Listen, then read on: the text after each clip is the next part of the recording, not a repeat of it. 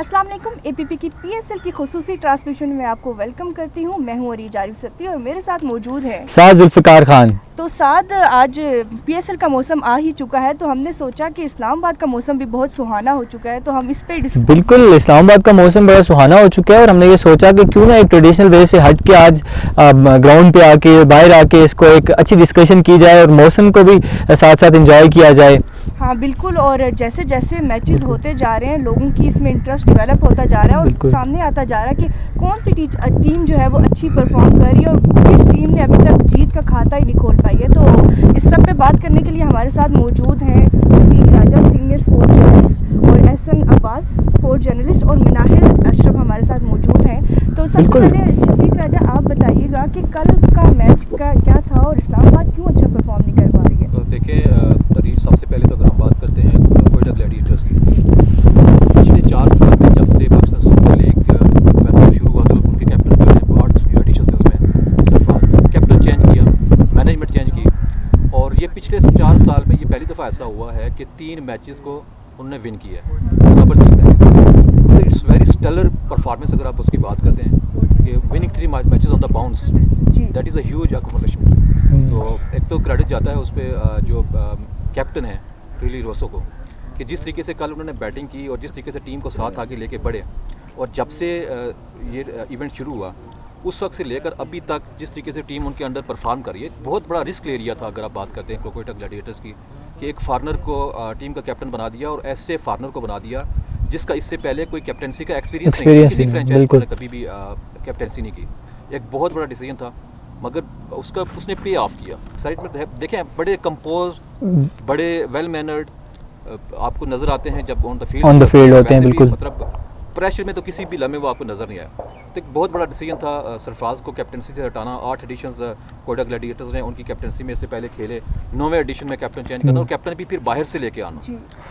Islamabad United का start कल बड़ा अच्छा हुआ था, बड़े अच्छे तरीके से उन्होंने स्टार्ट लिया, मगर वो उसको आगे कैरी नहीं कर पाए। 4 प्रोसेस कंप्लीट कर देखें, 138 तक रिस्ट्रिक्ट कर देना, बिल्कुल बहुत ज़्यादा क्रेडिट जाता है उनके बॉलर्स को भी। बिल्कुल, अकील हुसैन आ गए उनके पास वेस्ट इंडीज़ से। वेस्ट इंडीज़ नॉर्मली अगर आप देखते हैं तो स्पिनर्स को प्रोड्यूस करने वाला कंट्री कभी भी नहीं रहा, इतना अच्छा स्पिनर कभी उनके पास नहीं आया। उसके बाद आपके पास अबरार अहमद आ गए, 3 विकेट्स का ले ली, बहुत शानदार बॉलिंग की। अकील हुसैन ने 2 विकेट्स ले ली। फिर साथ ही आप देखते हैं तो वसीम जूनियर ने जिस तरीके से कल उन्होंने शानदार बॉलिंग की है, उनको भी फुल क्रेडिट जाता है। मतलब विकेट टू विकेट बॉल की, उनके पास पेस भी है, उनके पास लेंथ भी है, हर चीज़ उनके पास मौजूद है। तो जिस टीम की बॉलिंग स्ट्रॉन्ग हो और फिर दूसरी टीम को अंडर प्रेशर ले आए, इतना अच्छा स्टार्ट आपने जैसे जिक्र किया, बहुत अच्छा स्टार्ट मिल गया था, मगर उस इतने अच्छे स्टार्ट को कैपिटलाइज नहीं कर सकी इस्लामाबाद यूनाइटेड की टीम। मेरे ख्याल में तकरीबन 62 रन स्कोर कर लिए थे पहले 6 ओवर में। देखिए 8 ओवरों में उनके 72 स्कोर थे, तकरीबन 10 के आसपास 9 का रन रेट उनका चल रहा था, और ये प्रेडिक्शन की जा रही थी कि 200 स्कोर इस्लामाबाद यूनाइटेड करेगी। लेकिन अनफॉर्चुनेटली जैसे ही उनकी विकेट गिरना शुरू हुई है, शादाब आउट हुए, इमाद आए और उस तरह से परफॉर्म नहीं कर पाए। कॉलिंग मॉनरो जो है वो इतनी ज़्यादा बॉल्स ले चुके थे, तो इमाद की जो है वो फिटनेस का मसला जा रहा है। हाँ, ये बड़ा इंपॉर्टेंट पॉइंट, फिटनेस का भी। और साथ साथ एक और चीज़ है, आप जब से वो कराची किंग्स से इस्लामाबाद यूनाइटेड में हमने देखा कि वो कुछ बुझे से लग रहे हैं, शायद वो उतना कॉन्फिडेंट नहीं है, वो उतना एक्टिवली पार्टिसिपेट भी नहीं करते। हमने उनको देखा है कि वो जब पाकिस्तान टीम में भी थे या कराची किंग्स के तो वो कप्तान भी रहे, तो वो बड़े एक्टिवली कप्तान के साथ जाते हैं, जाके मशवरा देते हैं और बड़ी अच्छे तरीके से, मगर हमने देखा कि वो बिल्कुल ऑफ द स्क्रीन रहे। जिस तरह मनाहिल ने कहा कि वो परफॉर्म नहीं कर पा रहे, आप ये देखें कि लास्ट सीज़न जो था मनाहिल उनका सीज़न 8 उसके अंदर टॉप परफॉर्मर थे कराची किंग्स के। इमाद वसीम जो है उनकी उन्होंने 70+ स्कोर भी किया। बिल्कुल, मैच में आप ये देखें कि उनसे कैच भी ड्रॉप हुए हैं। बिल्कुल, हम बात करें एक ही दिन में, एक ही मैच में 2 कैचेस ड्रॉप करना, फिर वो थोड़ा सा ऑफ कलर नजर आए। बैटिंग में आप ये देखिए उन्होंने अच्छी खासी बॉलें ली लेकिन कोई स्कोर नहीं कर पाए। अच्छा, फील्डिंग का बड़ा, जिस तरह आपने साथ पॉइंट आउट किया ना, शफीक साहब से भी हम इनके ऊपर कमेंट लेंगे, वो ज़्यादातर कभी थर्ड मैन में फील्डिंग कर रहे थे, या हम वो देख रहे थे कि शॉर्ट मिड विकेट की तरफ फील्डिंग कर रहे थे जो दूर होती है। ये सिचुएशन कब होती है?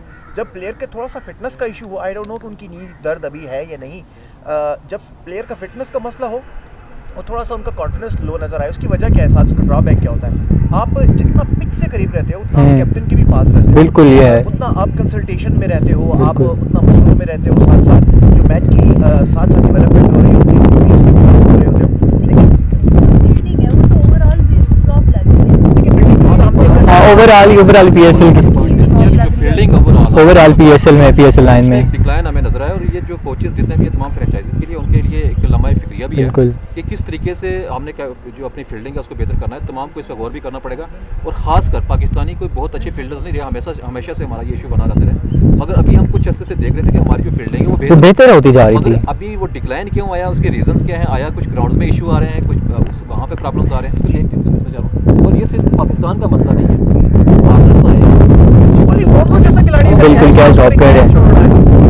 चलो उस तरह से हमें ऑफ कल एक बड़ा नहीं होता है, इसको अच्छा लगाया, लेकिन ये देखा कि बिजनेस आ गया 20 गेंदों और सिर्फ 10 रन।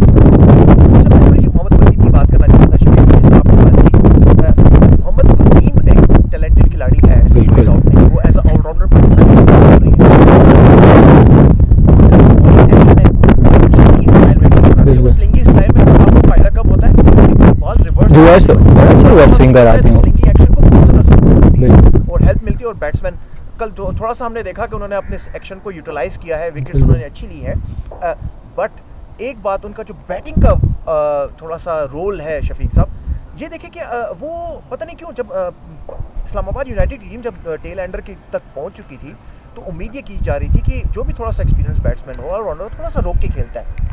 आते ही पहली बॉल में छक्का लगाना, आप चाहे बैटिंग ऑलराउंडर हो या बॉलिंग ऑलराउंडर हो, आपको थोड़ा सा संभल के खेलना पड़ता है, अपना रोल डिफाइन करना पड़ता है, थोड़ी सी सिचुएशन के हिसाब से खेलना पड़ता है। बॉल में वो जो है वो स्पिनर के ऊपर जो है वो क्रॉस दी लाइन गए, उन्होंने बॉल खेलने की कोशिश की, वो बोल्ड हो गए। तो मेरे ख्याल में थोड़ा सा टीम मैनेजमेंट जो है वो उसको इस बारे में शफीक साहब काम करने की जरूरत है। अच्छा शफीक साहब, एक बड़ी इंपॉर्टेंट चीज़ है, बड़ी इसको आप कह सकते हैं फनी भी है कि जो प्लेयर जो पिछली फ्रेंचाइज से खेले हैं वो इस बार अपनी जो प्रीवियस फ्रेंचाइज है उसके खिलाफ बड़ा अच्छा परफॉर्म कर रहे हैं। हमने साहबजादा फरहान को देखा और उन्होंने इस्लामाबाद के खिलाफ बड़ी अच्छी परफॉर्मेंस दी, इमाद को जोड़ के। उसके अलावा क्या कहते हैं उनको, जो लाहौर कलंदर्स के खिलाफ खेले इस्लाम, आमिर बहुत अच्छा परफॉर्म कर रहे हैं। इसके कल आपने भी इनकी कलामी भी हो रही है, उसमें बीच में मेरे जहर से पॉइंट निकल जाएगा। कल आपने देखा कि पिच का जो बिहेवियर था वो वाला नहीं था। बिल्कुल, कल पिच मुश्किल थी खेलने में, मतलब दोनों के लिए इसमें बेनिफिट्स थे, दोनों के लिए इसमें मौजूद था, बॉलर्स के लिए भी और बैट्समैन के लिए भी। मतलब आप ग्राउंड को इसका मैं इससे पहले ये होता है कि बैट्समैन जो थे वो खूब धुलाई करते थे बॉलर्स की, खूब पिटाई करते थे बॉलर्स की, मगर कल आपने देखा कि बॉलर्स का साथ दिया पिच ने। उसकी रीज़न ये थी, जो सोर्सेज ये कह रहे हैं कि पिच के साथ छेड़छाड़ की गई थी। अच्छा, और उसको फिर दोनों के लिए सूदामद बनाया गया, दोनों के लिए कारामद बनाया गया। और कल वही टिक के खेल सकता था जिसके पास, जिसकी बैटिंग में कोई दम खम था, जिसके पास कुछ स्ट्रोक्स थे, जिसके पास टेक्निक थी।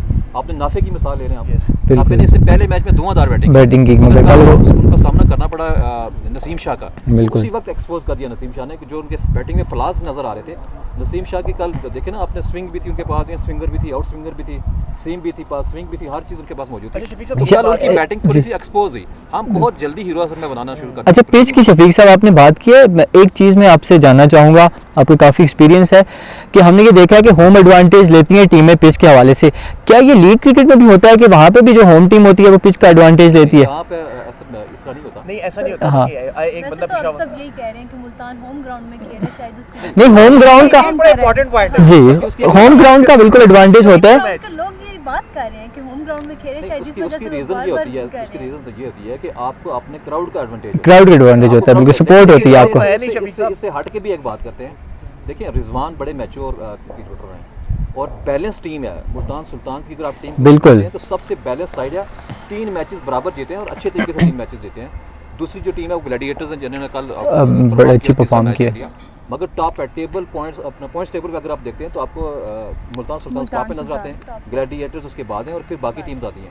4 टीमें जो है उन्होंने क्वालीफाई करना है, प्ले ऑफ हमारे लेके। मुझे लगता है 2 तो क्वालीफाई ऑलमोस्ट कर चुके हैं ग्लैडिएटर्स। मगर अभी ये जल्दी होगा क्या ना, वैसे ज़बरदस्त किस्म का स्टार्ट है, it's too early, agree with you.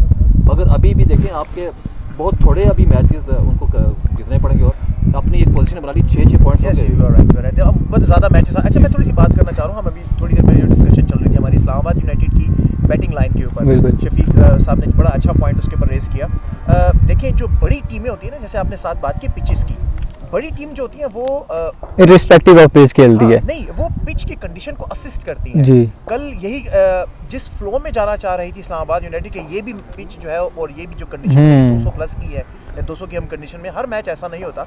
बड़ी टीम को कमाल ही होता है कि वो छोटे छोटे फेजेस में अपनी प्लानिंग को चेंज करते हैं, बिल्कुल। ताकि उस हिसाब से उस अकॉर्डिंगली हम लेके जाए। लेकिन इसके अंदर सबसे इंपॉर्टेंट रोल उसका कैप्टन का होता है और आपके पीछे जो कोचेस बैठे हुए हैं। बिल्कुल। मतलब अगर कैप्टन की बात करें तो पेशावर ज़ल्मी तो बहुत पीछे जा रहा है बाबर आजम के ऊपर। देखिए बाबर, मैंने कल और भी एक बाबर बात की आजम थी, ने एक और अपने नाम एजाज बिल्कुल बड़ा अच्छा एजाज अपने नाम किया।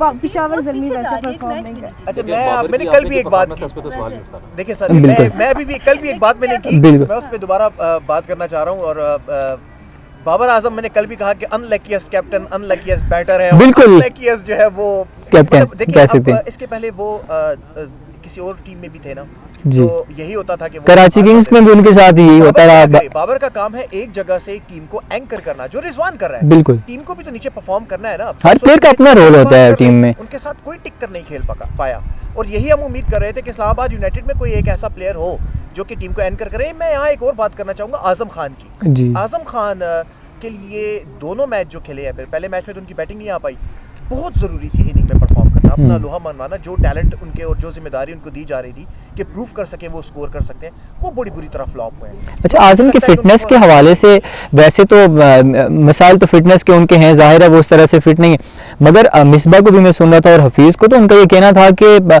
आजम को जब पहले मिसबा थे और फिर हफीज़, कि हमने ये रोल दिया था कि आप जाहिर है हम आपसे ये एक्सपेक्ट नहीं करते कि आप 6 पैक बना के आ जाएं, जाहिर है वो पॉसिबल नहीं है फ़िलहाल, मगर एटलीस्ट ये है कि आप ग्रेजुअली बेहतरी की तरफ जाएं। मगर उनको उसमें मतलब वो बेहतरी नज़र नहीं आई, या वो उसमें एफर्ट नहीं पुट करना चाह रहे, क्या वजह है? देखिए, एक बड़ी ज़बरदस्त किस्म की टर्म यूज़ करता है मोहम्मद आमिर, मुझे बहुत अच्छी लगती है। वो कहते हैं कि प्लेयर में, चाहे वो बैटर हो या बॉलर हो, उनमें हंगर टू परफॉर्म होना चाहिए। बिल्कुल। भूख नजर आनी चाहिए। एक बॉलर है, अगर वो बॉल कर रहा है तो जब तक उसमें विकेट लेने की भूख नहीं है ना, वो नहीं ले सकता विकेट। इसी तरह एक बैट्समैन है, वो अगर अपनी टीम के लिए कुछ देना चाहता है तो उसको वो भूख नजर आनी चाहिए, उसमें वो जोश नजर आना चाहिए। बिल्कुल। टेंस सिचुएशन में जब टीम की ज़रूरत हो आपको, यही बात बहुत सारे बड़े बड़े प्लेयर्स करते हैं कि हमें ज़्यादा मज़ा तब आता है बैटिंग में और ज़्यादा मज़ा बॉलिंग में तब आता है जब हमें पता चल रहा हो कि अगला बंदा बहुत अच्छी बार बैटिंग कर रहा है। चैलेंज लेते हैं वो। अगर कैरी ऑन आखिर कैजुअल सिचुएशन चलिए, ये हमसे डिमांड करते हैं। पाकिस्तान टीम में भी जो उनका रोल था मोहम्मद आसिफ का, टेल एंडर में हार्ड हिटर के तौर पे इंट्रोड्यूस करवाया गया, टेप बॉल से आए थे। अच्छा उन्होंने PSL के अंदर अचानक से एक स्पार्क पैदा किया, अफगानिस्तान के खिलाफ 4 छक्के मारे, मानते हैं कि अच्छा टैलेंट है, लेकिन इस वक्त उनकी क्या पोजीशन है? जब भी जरूरत पड़ती है कि वो कुछ बड़ी इनिंग्स खेले, नहीं खेल पाते। इवन अफगानिस्तान के खिलाफ जब मैच थे हमारे, दोनों मैच, जब नसीम शाह एक स्टार बन के उभरे, उन्होंने चौका लगा के मैच को पासा पलट दिया था, तब भी जो है मोहम्मद आसिफ ही उसी पहले थे, लेकिन वो नहीं परफॉर्म कर पाए। तो अल्टीमेटली आपको हंगर टू परफॉर्म होना चाहिए। आप अगर आप में भूख नहीं है परफॉर्म करने की, कुछ कर दिखाने की, तो फिर आप नहीं कर सकते। अच्छा, एक चीज़ और मैं यहाँ पे ऐड कर दूँ कि आपने देखा इससे पहले हमारा बड़ा फोकस रहता था आपके जो पावर प्ले के जो ओवर होते हैं, बिल्कुल। पावर प्ले में आपने देखा कि अभी जिस टीम ने ज़्यादा अच्छे रन, पहले हमारा ये था कि वो जीत जाती है, जो ज़्यादा अच्छा स्कोर करती है, मगर पावर प्ले से भी ज़्यादा जो 7 से 15 बहुत इंपॉर्टेंट पॉइंट है ये। अभी जितने भी मैचेस इस दफ़ा हुए हैं, जिस टीम ने 7 से 15 ओवर्स में ज़्यादा अच्छा यूटिलाइज किया जिसने, या बाद में बैटिंग करते हुए, उस टीम ने मैच को विन किया। बिल्कुल, मैं आपकी बात से एग्री करता हूँ। और मुल्तान सुल्तान लाहौर कलंदर की अगर बात करें तो